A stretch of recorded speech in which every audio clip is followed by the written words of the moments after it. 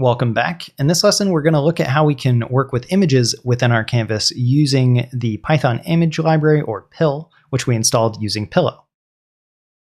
One of the resources provided with this course is going to be an image named Windows TK-Enter Custom Icon, which is just a screenshot that I used from one of my presentations here. But this PNG is something that we are set to render in our Canvas examples. So go ahead and download this and put it right next to Canvas examples.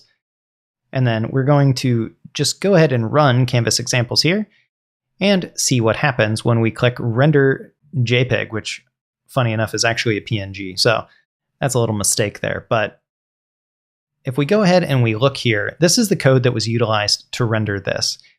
And there's a little bit going on here. So image comes from PIL. We're going to use image open, give it the path, and that's going to open up the image. And then we need to change that into a TK-based image. So we're going to use image TK, which also comes from PIL, and the photo image class. Then we'll use create image here to give the point that we want to put it at, what we want to anchor it with. So this would one of those situations where if we actually remove this and we run it, you'll see that it anchors on the center, and that's not exactly what we're going for. I'm going to just click this to reset it. And then we want to specify the image that we're actually rendering here.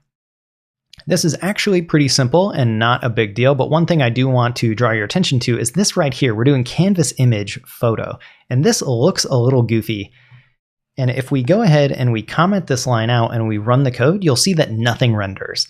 And the reason for that is that if you don't store off photo somewhere, even though it's being used right here, it's going to get garbage collected at the end of the function run. And since this is all actually happening when you click this, it's all happening within a function and not just at the top level.